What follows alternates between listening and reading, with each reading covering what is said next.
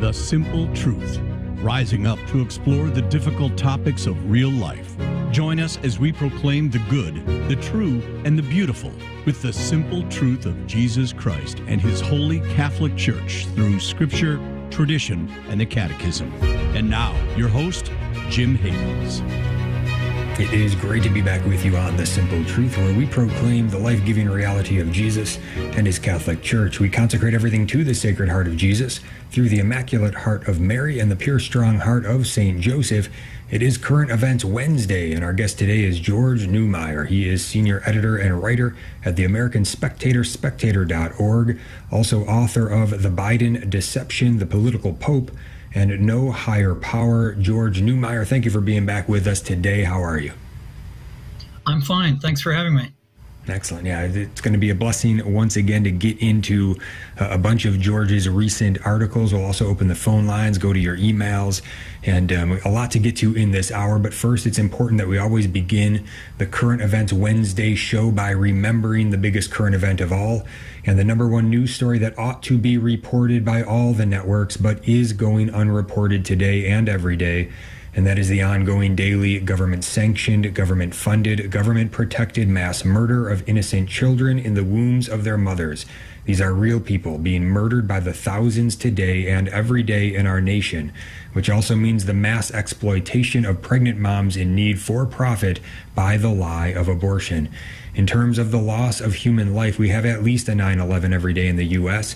Imagine 3,000 of any other category of persons being murdered in a given day in our nation, and it going unreported by the media and even mostly ignored by the churches. Imagine if that was happening every day, and you begin to understand something of the insane, depraved reality in which we find ourselves. According to a July 2020 article in the prestigious peer-reviewed medical journal The Lancet, we have a global death toll from abortion of 73.3 million children annually, which is more than 200,000 preborn children being murdered worldwide every day. It is essential that we put great effort into breaking through our own desensitization to this massive evil. We have to face reality on this and so much more. We must live, proclaim, and push forward the vision that every innocent human being, without exception, has a right to life. Even an atheist still ought to have the basic moral sense to see the evil of killing an innocent child.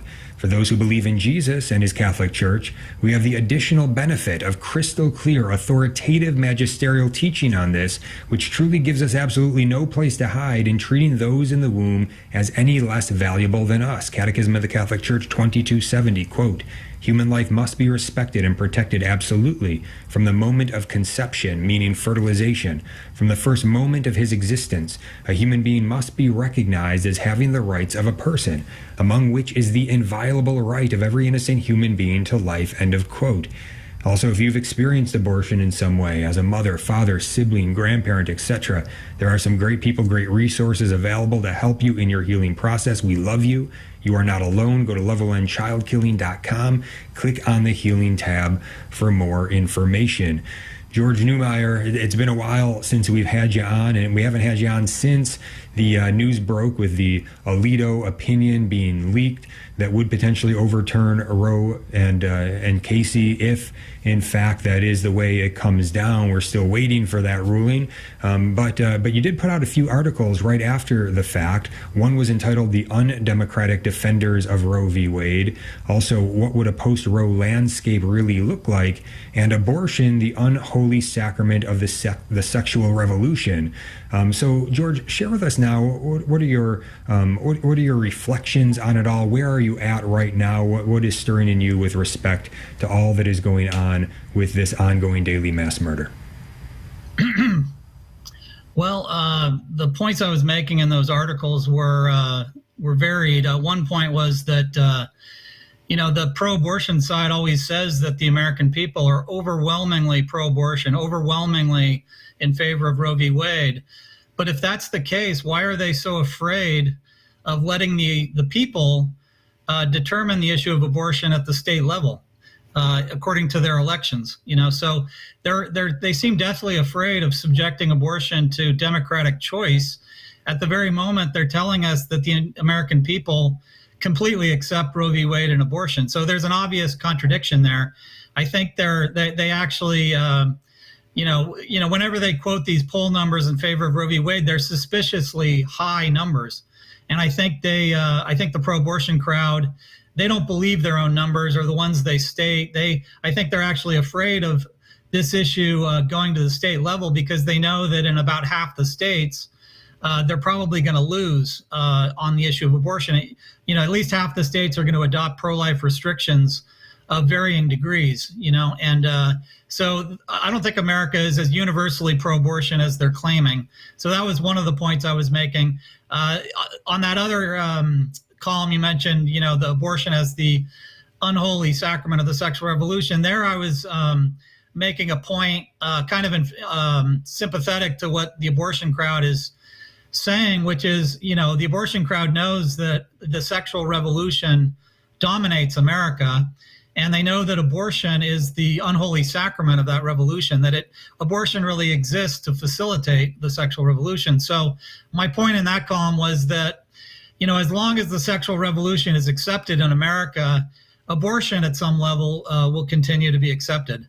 And we'll see people resorting to abortion, in those states where in those probably 25 states will remain staunchly pro-abortion, and people will continue to resort to abortion in those states because abortion is obviously the stopgap measure of the sexual revolution.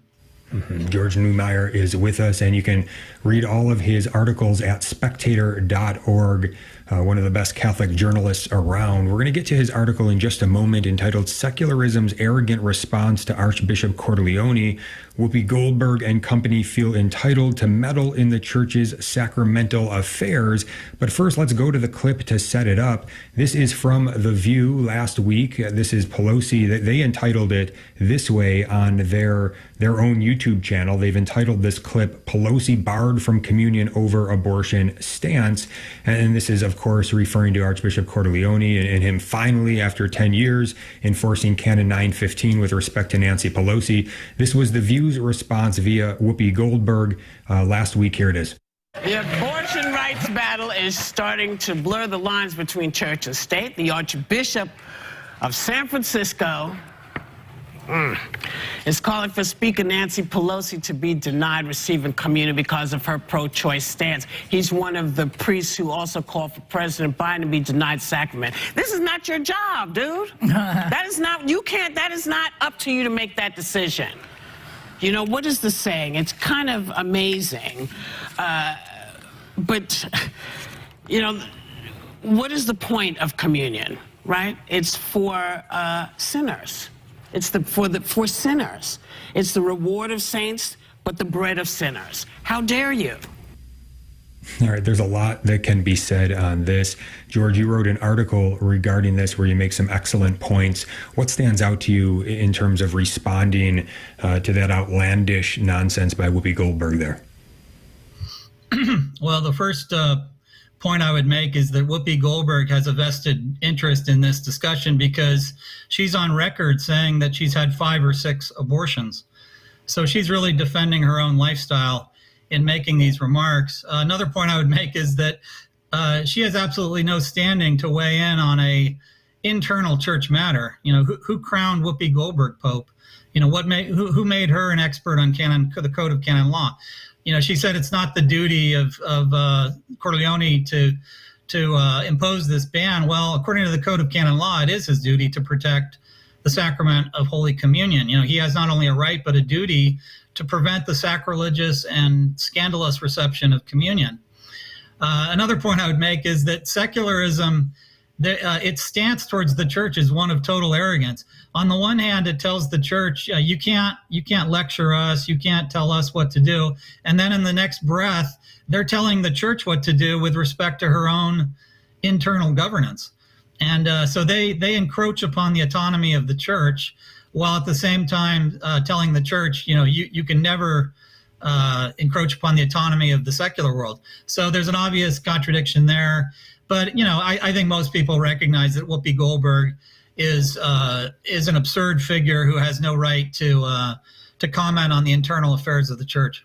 Mm-hmm. Yeah, so well said. And we're going to get to, when we get back, a lot more on this. But just to follow up on this for a moment, this idea that Whoopi Goldberg, in her understanding of sacramental theology, where she says the Eucharist is for sinners, and that's right. If we are repentant and if we go to confession and we're not in a state of mortal sin, the church is very clear in her teachings where we are to be in our disposition to receive Holy Communion, and that is in a state of sanctifying grace. If you are in mortal sin, go to confession, repent of the mortal sin, receive absolution, do your penance, go receive the Eucharist in a state of sanctifying grace. If you're not in mortal sin, if you're in venial sin, yes, you can go receive the Eucharist. In that case, you can say it's for sinners, and it's for all of us as we continue to move forward. But there's a disposition we have to be in to receive Holy Communion. Obviously, she doesn't understand this, but again, it also shows that there are so many, even within the Catholic Church, that don't understand this. There's vast sacrilege going on every day in the vast majority of parishes. George, anything you want to say about just the lack of understanding of this simple sacramental theology? Right. Yeah, I would reaffirm what you said, that the Eucharist is medicine for sinners, but medicine can only work on the living, not the spiritually dead. So the efficacious reception of communion presupposes repentance. And if you haven't repented of your sins, then the Eucharist can't have any positive effect on you.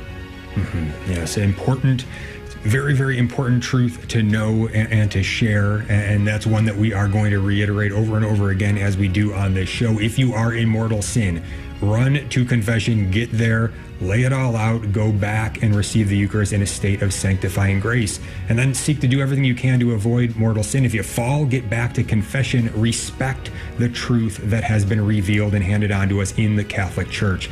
We're going to be right back with George Neumayr. Stay tuned. We'll be right back. Howdy, this is Adrian Fonseca, producer of the Catholic Drive Time Morning Show. We're happy to be with you on the Station of the Cross Catholic Media Network each weekday morning at 7 a.m. We strive to keep you informed and inspired with insightful guests and a look at the breaking news of the day. Join us on the Catholic Drive Time Show every weekday morning at 7 a.m. across the Station of the Cross and the iCatholic Radio app. That's every weekday morning at 7 a.m. We look forward to seeing you there. God love you. This is Jesse Romero, host of Jesus 911, heard weekdays at 2 p.m. Eastern. I'm joined each day by a variety of co-hosts like Ruben Nava, Paul Clay, Dan Schneider, and my amazing wife, Anita Romero. We tackle Catholic devotions, spiritual warfare, family life, saving America, and everything in between. Join us each weekday at 2 p.m. Eastern, 11 a.m. Pacific for Jesus 911. You can also catch a bonus encore Saturdays at noon Eastern. God bless you. Keep the faith. The Station of the Cross is listener-funded, and we value your ongoing generosity. In this fast-paced world, it's easy to let your reoccurring donation slip due to something like a new address or a necessary card number change for security purposes. If you suspect that we don't have your up-to-date donor information, you can check with us during regular business hours at 1-877-888-6279, extension 104, or anytime online at thestationofthecross.com. Thank you. Do you love listening to the Station of the Cross on your car radio, but sometimes find yourself driving outside the listening area? Never miss another minute of your favorite show. Download the iCatholic Radio app so you can listen anywhere in the world 24 hours a day. The iCatholic Radio app is available for your phone in the Apple Store or for your Android phone in Google Play. Visit thestationofthecross.com for more information.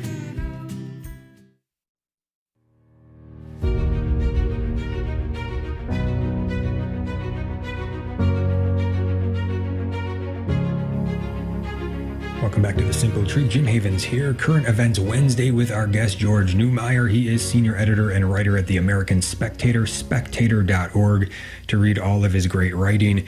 And in the first segment, talking about secularism's response to Archbishop Cordileone. And now let's go to your article, George, on Pelosi's lame response, as you say, to Archbishop Cordileone. This is, as you say, she babbles about the Gospel of Matthew while accusing the church of playing politics. Here's a clip of it. This was Nancy Pelosi on MSNBC's Morning Joe about a week ago. Here it is.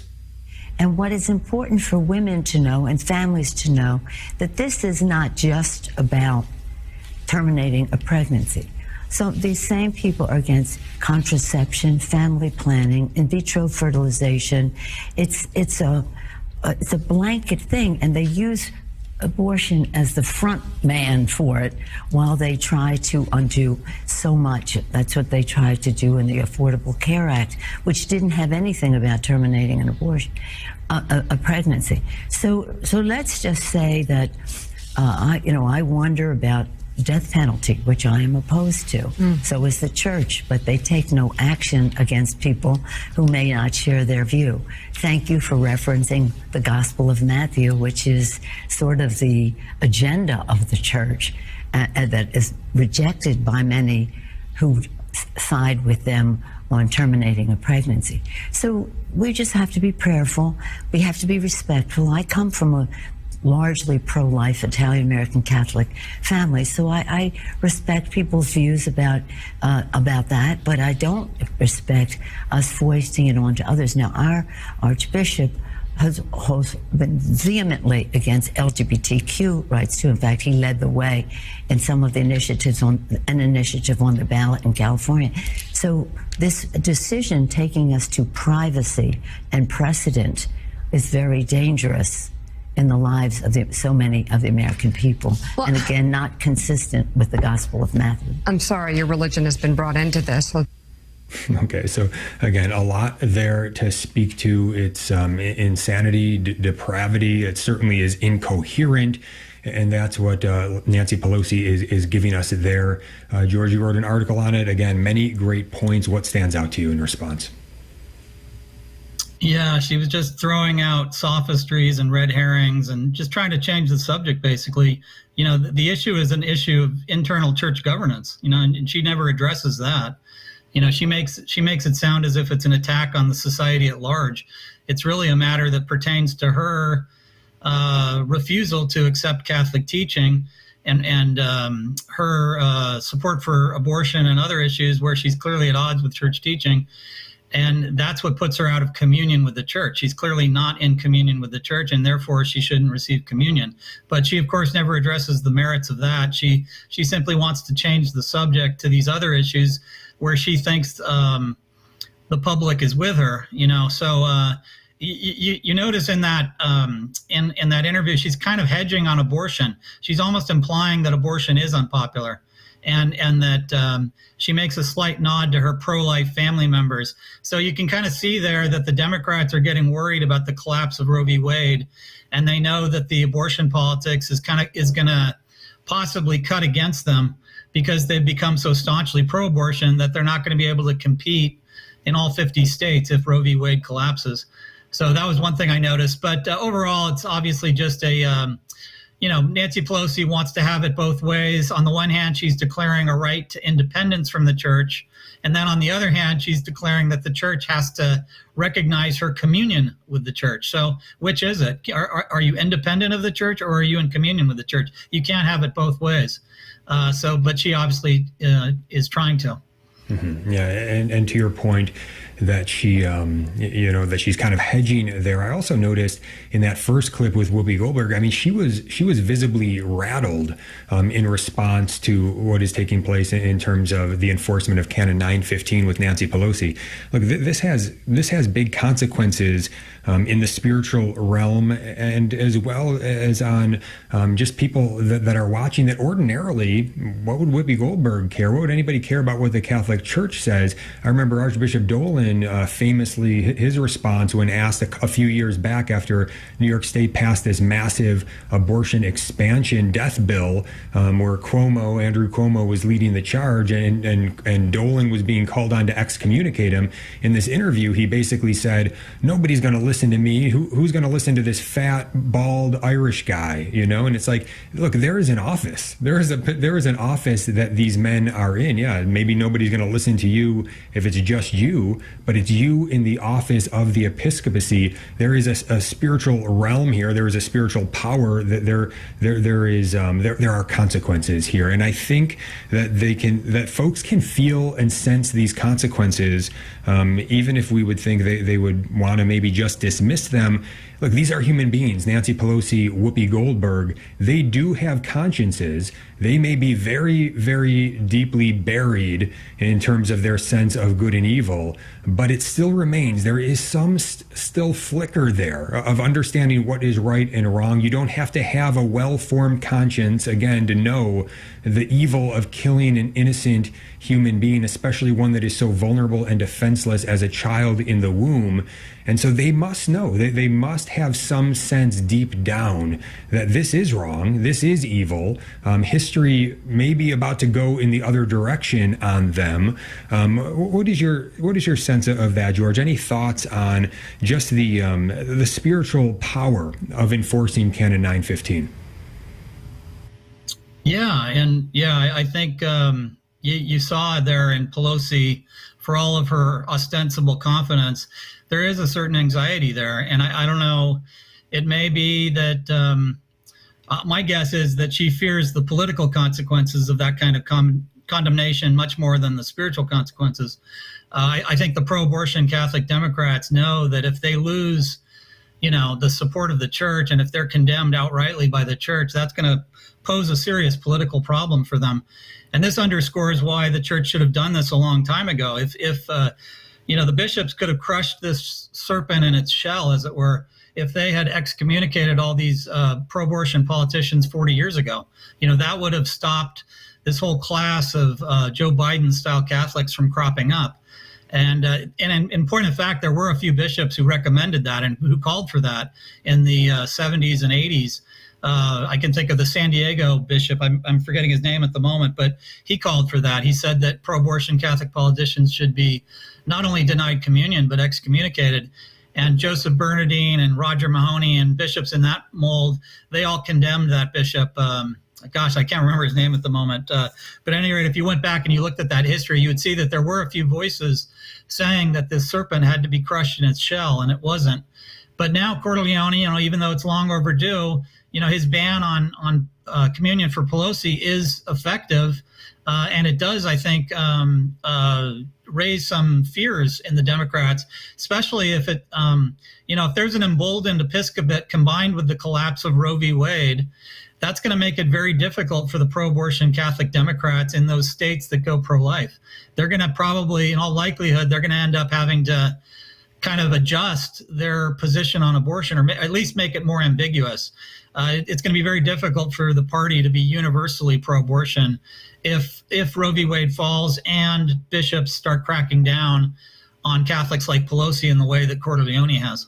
Mm-hmm. Yeah, we would only wish that Archbishop Cordileone would go even further, and certainly when he says in an interview right after all of this, for giving an interview to America Magazine right away is a problem, but that's what he did. And in that interview, he said if Pelosi were to die, she would still have a Catholic funeral, which is disappointing because Cordileone is a canon lawyer, and in canon law it says any sort of prominent apostate or heretic should not be given a Catholic funeral. So that's a problem. Also in San Francisco, it's notorious for promoting all sorts of homosexual lifestyle and nonsense through many of its parishes. So all this needs to be cleaned up. We've got to stand up for what is true. If you are in that position, you have to fulfill your role as bishop. There are certain things that are required of you. Just as me as a husband and father, if I'm in that position, there are certain requirements to that role that I am called on to fulfill. Yes, by God's grace, but look, we can't be cowardly about this. We have to participate with God's grace and strive to do the very best best in that position, in that role to which we are called. George, any other thoughts just on reflecting on the fallout with all of this, with Archbishop Cordileone? I guess I'd like to ask you, too, with regard to sort of the reaction of the Catholic faithful. Many are happy to see this, but again, saying it's long overdue. But some, it seems almost too happy about it, as if things are much better than they are. Look, what we're talking about is an archbishop finally enforcing Canon 915 after 10 years. It seems to me we get way too excited about being thrown a little crumb here or there. Thanks be to God that he finally did it. But so much more needs to be done, doesn't it? Yeah, and you can see that, only about, 12, 13, 14 bishops have come out in support of what he did out of 260 bishops, and so you have all, the vast majority of bishops do not support his ban on Pelosi. So that's a pretty bad sign. And the fact that Pope Francis has just elevated to Cardinal Bishop McElroy in San Diego, that's also a bad sign, because McElroy has been one of the most outspoken proponents of giving communion to pro-abortion Catholic politicians. So, what Cordileone has done is really just a crumb. But the weight, the center of gravity in the church is on the side of Bishop McElroy and Pope Francis and Cardinal Supich and company, all of whom have completely catered to and supported this bad class of pro-abortion Catholic politicians, which seems to just get larger with each passing year. Mm-hmm. George Neumayr is with us. Spectator.org is where you can find his articles. And I'm going to open the phone lines now. Any question or comment that you would have for us today, current events, anything that you want to bring to the table, 1-877-511-5483. That's 1-877-511-5483. George, you wrote also in this article on Pelosi's lame response to Archbishop Cordileone. You make this great point. You say, in that whole litany of things that she mentioned in the clip that we played, you say this simply confirmed that she stands opposed to the church, not just on abortion, but also on multiple moral issues. Archbishop Cordileone could have broadened his indictment. Relentless LGBTQ, so-called LGBTQ activism also makes her unfit for communion. Her agenda aims at removing from politics not just parts of the natural moral law, but the whole of it. You also have an article that is about this Netflix documentary about an infertility doctor with 94 children, showing an example of how wrong IVF is, which she mentioned in that clip. Look, we want all of this immorality gone. All the things that she mentioned, it's true, we're against all these things, against IVF, against abortifacients, against everything that would be considered immoral against the natural law. George, your thought on she thinks she's still safe in mentioning these issues. Many people don't want to touch these issues. What do you say? Well, I think she's appealing to our culture, which is comfortable with many of these violations of the natural moral law.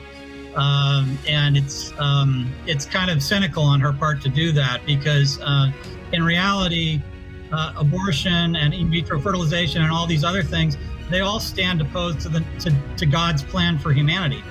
And so if you oppose one of, you can't support some of those things and oppose other, you either accept the whole law or none of it.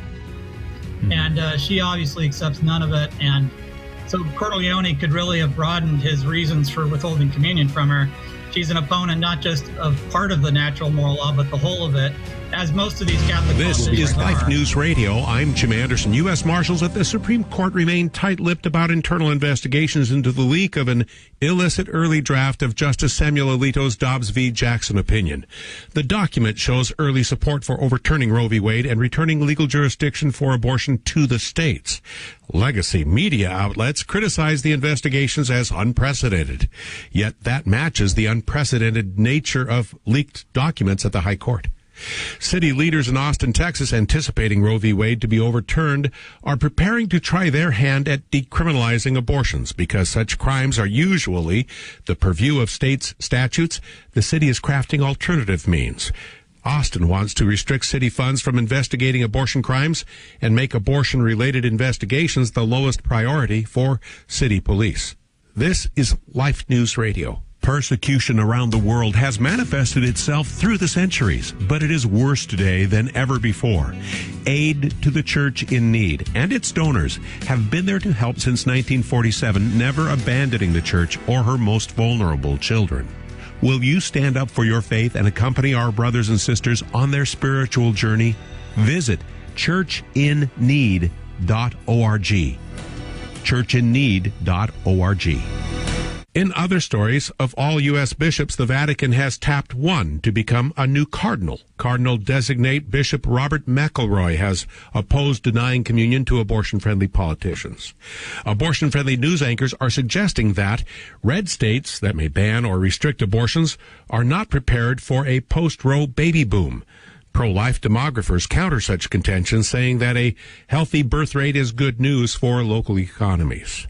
For pro-life headlines delivered to your email address daily, sign up at lifenews.com. This has been Life News Radio.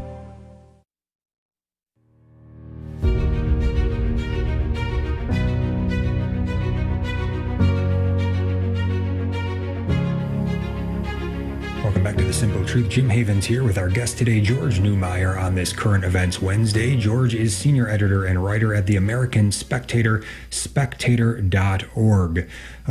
George, in this article you have here at the American Spectator entitled "The PC Direction of the GOP," contrary to Democratic hysteria, the GOP is only getting more liberal. Now, we've been following this trend for a while. We've been paying attention to the reporting also of Doug Mainwaring on this of LifeSite News. And in this article, you point to a very interesting example, which is David McCormick and Dr. Oz, both involved in this statewide recount in the Republican primary for U.S. Senate in Pennsylvania right now. And so we'll see when this thing gets sorted out. It seems to be a very close race in this recount, with Dr. Oz having a thin lead at this point. But what you point out here, right in the beginning of this article, is that in 2013, McCormick signed a legal brief in favor of gay marriage. And in 2008, Dr. Oz said, "I'm not socially conservative. I don't believe that we should be intruding into the private lives of homosexuals, and we should not be creating obstacles during the difficult time that women have when trying to terminate a pregnancy." So you're making points to say, hey, let's look at the background of these guys, and then you're also getting into what took place with Kathy Barnett and the way that she was attacked by all sorts of sectors by the GOP and the conservative wing, even with Mark Levin and Hannity coming after her as well, saying she's unelectable. And so there's a lot to talk about here. But first, I just want to play this to make it clear to the audience just the flip-flop going on here. Let's just use Dr. Oz as the example. I'm going to first play you an ad from his YouTube channel where he's touting his pro-life credentials. This would have been just recent in the run-up to this primary election. And then I'm going to play for you a clip from something that he said in 2019, which seems to be the exact opposite, just to prove the point. Here it is, Dr. Oz. This is from his YouTube channel. It's an ad, and he has entitled it Dr. Oz Pro-Life. Obviously put out there this 30-second ad to try to prove that he is pro-life. And it sounds pretty good if you wouldn't know anything else. It's got the music to stir the emotion. Here it is, Dr. Oz. I have a very strong perspective as a pro-life candidate. But I'm a heart surgeon, and a heart surgeon operates on children. I met a child who at 5 days of age had surgery at my hospital. That heart was about the size of my pinky nail. Could you imagine harming that? Imagine 9 months earlier terminating, killing that life, because that's what it is. And once you've seen that, you're not going to go back. I'm pro-life. Life starts at conception, and that's how I feel.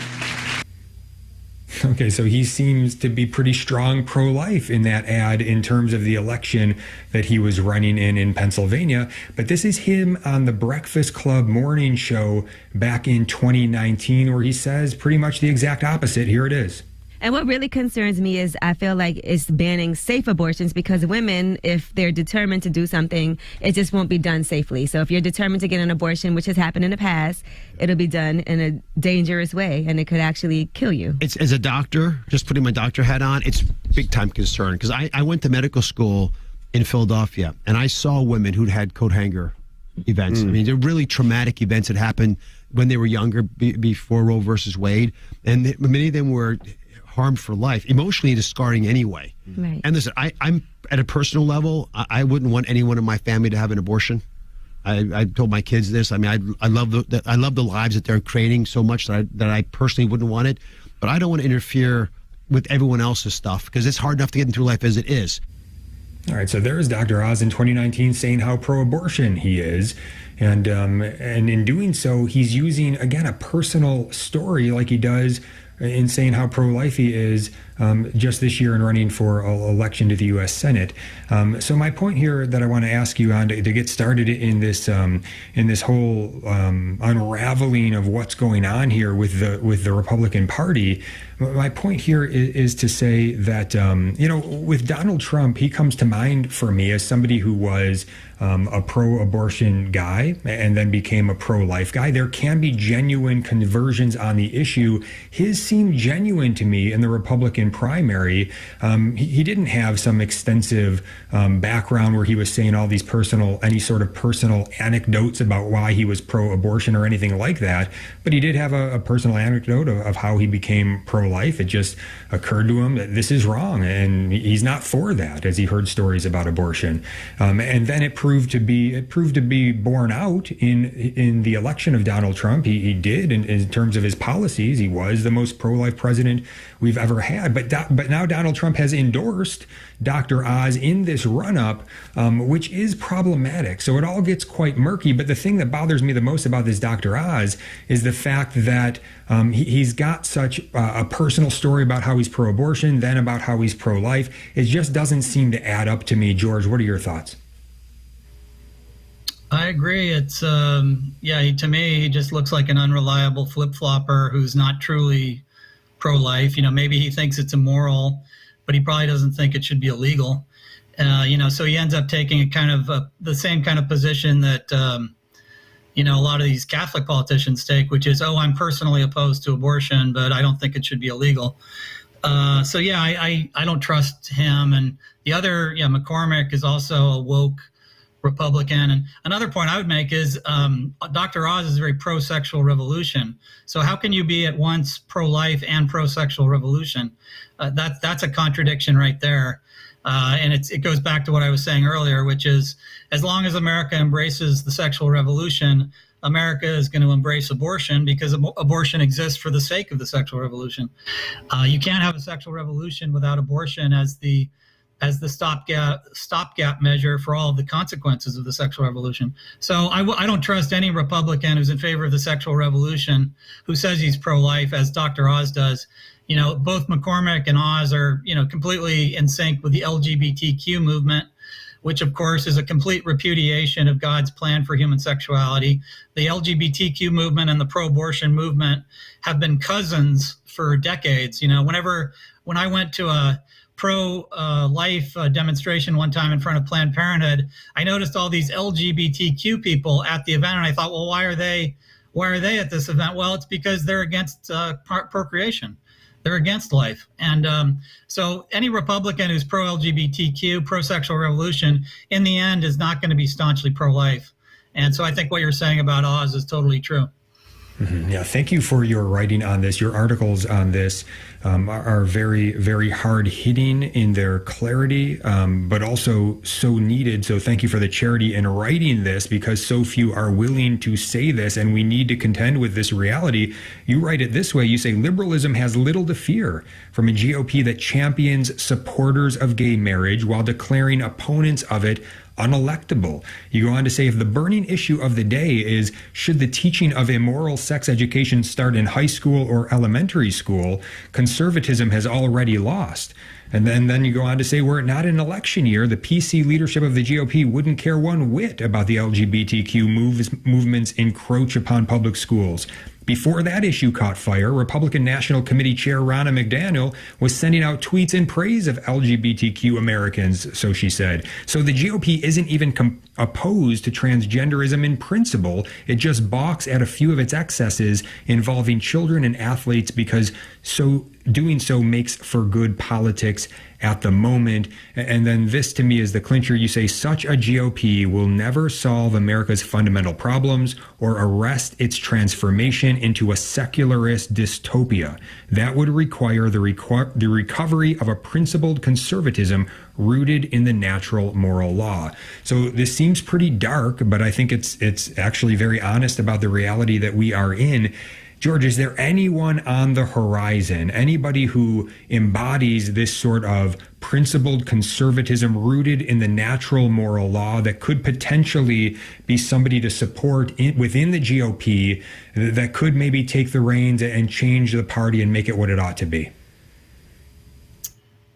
I wish I could say that there is somebody like that, but there really isn't. Unfortunately, even the governors who are doing a really good job right now, like DeSantis, I don't think DeSantis is anti-LGBTQ on every issue. You know, he opposes the transgender, the excesses of transgenderism, but I'm not sure if I don't know if DeSantis actually opposes gay adoption or gay marriage even.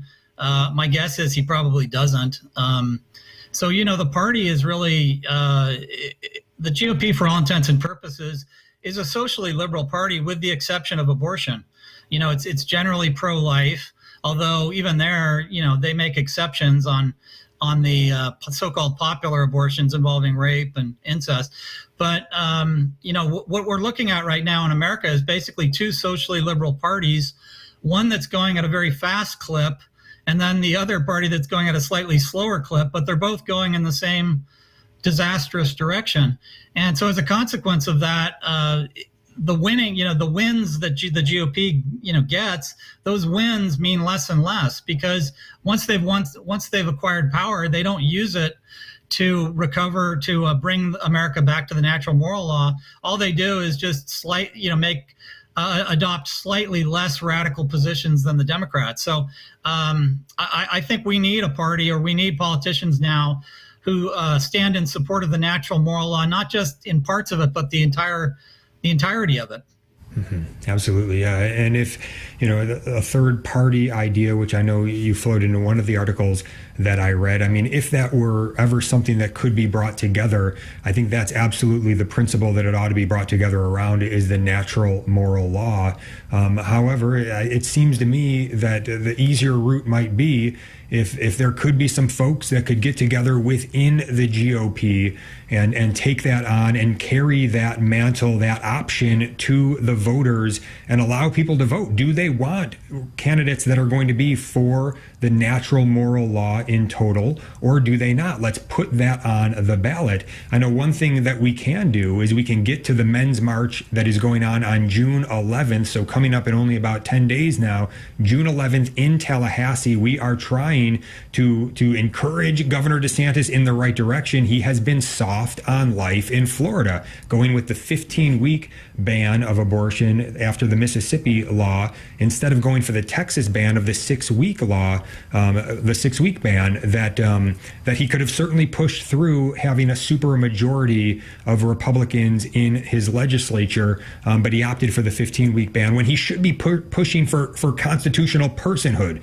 That's what he ought to be doing. So men, we need you to rally on June 11th. We're going to stand up for the natural moral law in its entirety there, and we are going to say this is unacceptable. Personhood now, lead on life. Governor DeSantis and everybody lead on life. And so again, June 11th, you can learn more by going to themensmarch.com. We're going to march from an abortion center to the state capitol, where we're going to have a rally at 2 p.m., a personhood rally, inviting everybody to come join us there. Women, children, families, everybody come and join us on June 11th. We need you. Themensmarch.com. George, we only have about a minute till we head into the next break. Any other thoughts on encouraging folks to just be able to hold the line here and to try to push forward this vision for the natural moral law in its entirety? Any encouragement for us there? Yeah, I don't know. Yeah, we need to just talk about, I think, address that theme frequently, because I think we're losing really control over the conservative movement and the Republican Party It was just reported, by the way, recently that the publisher of National Review is in a gay marriage. And that's just a barometer of where things are going. That the conservative movement and the Republican Party are just getting, more and more politically correct and woke, and that's why the Democrats win the culture war. Because really only one side, their side, is fighting it tenaciously. Our side is really not fighting it, and our side, it's not just a problem of a lack of courage. It's a lack of even conviction. There are many Republicans and conservatives who simply don't believe in the natural moral law anymore. Mm-hmm. Yeah. So we need to live it to the full, the natural moral law, hand it on to our children, form them in it, and get together and start talking about it, as George says. How are we going to be able to advance this in our culture? Look, this is in our backyard, on our watch. This is the time in human history that we're not just called to hunker down with our families. Yes, that's a good start, but we've got to start going out together as well and advancing this in the public square. How can we do it? Let's band together, start talking about it, and get moving. If you want to get a question in, now is the time to do so. 1-877-511-5483. We're going to be right back with your emails as well. Stay tuned. At the Station of the Cross, we are blessed by the variety of donations our listeners generously contribute for our evangelization efforts. From planned gifts to employer matches, we even receive donations through transfers of stock. Please consider giving a gift of stock to help us continue sharing the love of God with our hurting world. If you are being called by God to donate through a transfer of stock from your brokerage account to ours, please ask your broker to contact us at 1-877-888-6279. Your broker will need to indicate the number of shares being transferred as well as the QSIP number of those shares. That's 1-877-888-6279. Thank you for considering a gift of stock to the Station of the Cross so that we can continue proclaiming the fullness of truth with clarity and charity. Hello, this is Father Frank Pavone of Priests for Life. One day the Lord Jesus took Peter, James, and John up on a mountain and was transfigured before their eyes. This was a sign to them that the passion of Jesus was to fulfill the Father's plan for our salvation. It should remind us that every human life is part of the Father's plan and that the glory of God is to be seen in every person. This is Father Frank Pavone, National Director of Priests for Life. Bring many more people closer to our Lord by letting them know about Catholic Radio. One of the simplest ways to promote Catholic Radio is by displaying a bumper magnet on your car. Order your free bumper magnets at thestationofthecross.com. We'd be happy to send bumper magnets for your listening area so that others can come to know the Lord. That's the stationofthecross.com. Thank you for sharing Catholic Radio on the road.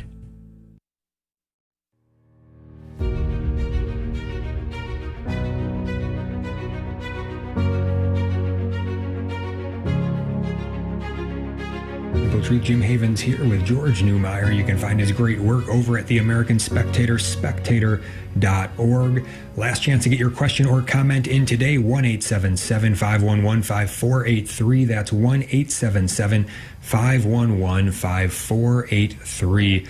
Let's go to the emails here. George, this is from Jen in Rochester, New York.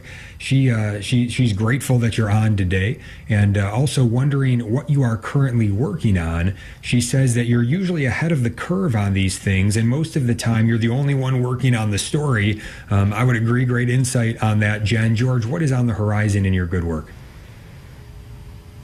Oh, well, I'm just sort of, going from controversy to controversy. I just wrote a piece on this swimmer from University of Pennsylvania, quote unquote Leah Thomas. The man who's pretending to be a woman and is winning. Won the Division I swimming championship, or got the highest award, and she had he really did a television interview this week and was saying that he has a right to pursue happiness regardless, without regard to what other people think. And I was just pointing out in the piece that that culture of kind of narcissistic individualism and delusional individualism is one that we've embraced at the deepest possible level. The whole culture of transgenderism is predicated on a kind of right to defy the natural order of things. And so if your culture accepts that premise, that culture is going to be deeply unjust, and fairness to others will never really play any role in decision making. So people are saying, well, Leah Thomas is being unfair to her teammates. Well, we accepted that the moment we accepted the idea that you can be unfair to God and defy his order of things and do whatever you want in the name of individualism. That all of that is predicated on injustice to God and injustice to your neighbor. So if we as a society accept the idea that you don't owe anything to God, you can do whatever you want, in that society, people are not going to treat people fairly. So we should expect this controversy to happen. We shouldn't be surprised by it. And Leah Thomas can defend what she's doing based on premises that we've already accepted. That's really the point of my article. That, we have no defense, really, as a culture. We have no defense against the kind of fraud that he's committing, because we accepted this repudiation of God's plan for humanity at the deepest possible level. And once you've accepted that, you've already accepted injustice to God and injustice to neighbor as the habitual and normal order of things. Mm-hmm. Yeah, we've got to unravel all of this back to the roots of it and get a good look at that. So, you're always helping us to do that, George. Thank you for that. I might, if we have an opportunity, go back to that theme in just a moment. But let's go to Rob in Colorado. His email here, he's wondering, he says, with bad actors on both sides of the Ukraine conflict, how should a Catholic respond? It seems much of the virtue signaling about supporting Ukraine comes from those not friendly to the church. Thank you for that question and comment, Rob. George, what are your thoughts on Rob's question and thoughts here? Well, I guess I've noticed that too, that, you have the global left is cheering for Ukraine and is pretending like they're great champions of Ukraine. But if they actually lived in the Ukraine and saw some of the anti-LGBT stuff that the Ukrainians support, they wouldn't be pro-Ukraine. I think their support for Ukraine is kind of opportunistic a little bit. I think they think that the outcome of this will just strengthen the global left and the New World Order crowd. The New World Order crowd thinks that this is going to weakening Putin and defeating Putin will strengthen them. But that doesn't mean that they actually support the Ukrainians. The Ukrainians are actually way too conservative for the global left. And if the global left was actually in Ukraine, they would probably object to many of the conservative attitudes in that country. Mm-hmm. Yes, thank you for that. And I want to go back to the theme of the natural moral law and go back to that article that we just mentioned in passing earlier that you wrote on this Netflix documentary about an infertility doctor with 94 children. Such horror stories confirm Catholicism's opposition to removing reproduction from marriage. It's a very good article in unraveling a lot of what's wrong with IVF and what's wrong with everything that opposes what the clear moral teaching when it comes to sex within marriage, the marital act, as it were. And so understanding what it truly is and then removing, taking away all that is opposed to it, it seems that when we really start to see the ramifications of what has occurred over the past 50, 60 years, reasonable people would say, let's take another look here at some decisions that were made 50, 60 years ago in the train that left the station then and what has unraveled. And with respect to the Catholic Church, look, this is not divine revelation that we're talking about when it comes to the natural moral law, but the Catholic Church upholds the natural moral law in its entirety because the Catholic Church is faith and reason, natural reason, as well as divine revelation. So it's not about instituting a theocracy when people want to argue that. It's about basic moral common sense, the natural moral law. We all ought to be able to unite around that. George, your thoughts? Yeah, you don't have to be a Catholic to oppose the central premise of IVF culture, which is that human beings have the right to remove reproduction from marriage and place it in the laboratory. The moment you accept that, you accept all sorts of monstrosities. And my point in that piece that you're invoking is the monstrosities on display in that documentary are not the exception, they're the rule. You know, that the IVF culture deliberately, or much of it deliberately, deprives children of a known mother and a mother and a father known to the children. And so all these children, they spend much of their lives feeling doubtful and manipulated and deprived. And my argument is that IVF culture is really rooted in that injustice, the injustice done to the child by depriving the child of a mother and a father known to the child and bound together by marriage. And it also, IVF culture shatters the equality that should exist between the child and the parent. So it creates a relationship of domination from the very beginning, so that the parent is in a position of dominion over the child, which is not natural, and which makes the child feel manipulated and exploited. And we're seeing more and more these products of IVF coming forward and saying, our rights were violated by our these selfish doctors and parents. The Wall Street Journal just had an article, I think over the weekend, about this, in which it quoted all these IVF children saying, I want to know who my parents are. And I didn't want to be born into this confusing situation. So all of this vindicates what the church taught from the very beginning, which is that reproduction was never meant to be removed from marriage. Mm-hmm. Yeah, it's a great article. You can find it at spectator.org. And George, isn't this a very convincing proof in terms of the reality of the Catholic Church being the real deal, the church instituted by Jesus Christ himself, in that, look, the Catholic Church in doctrine has not wavered from the natural moral order. It's the only church that has maintained it all the way through and maintains it still, even though in the human element, especially the human element of the leadership of the Catholic Church, there's a scandalous sort of anti-witness going on where they often seem to be opposing that very doctrine, and actually oftentimes the scandal is even in just not being courageous in proclaiming it. We've got this truth people are hungering for, and we're not proclaiming it and putting it forth as we ought to. George, final thoughts today. Yeah, I mean, it's a strong argument for the church that in her divine element, she has never wavered on the natural moral law and upholds it in the face of a deeply anti-Christian, anti-rational culture.